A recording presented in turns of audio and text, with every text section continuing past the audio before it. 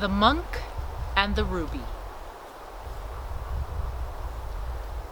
An old monk was sitting, meditating, in the garden at the top of the mountain where he lived, when suddenly a man raced right up to him, interrupting his meditation. "Master! Master! Oh, master, please tell me, do you have something for me?" The monk opened his eyes. In front of him was a young man dressed in rags, and there were lines in his face that showed how worried he was and how much he had suffered in life. He seemed vaguely familiar.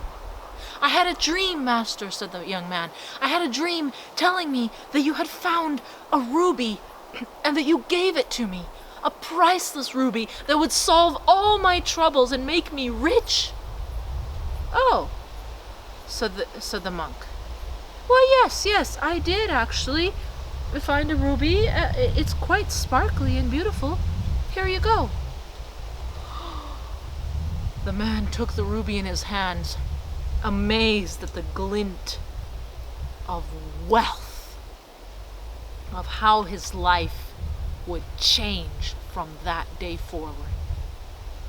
Thank you, master, thank you." And he raced down the mountain. And the old monk closed his eyes and continued meditating. The next day, the young man was back, and the monk opened his eyes from his meditation and saw the young man standing in front of him. "Hello," he said. The young man pulled out the ruby and put it at the master's feet. "I don't want it," he said. "I want what you have. I want what you have inside your heart that made it so easy for you to give it away.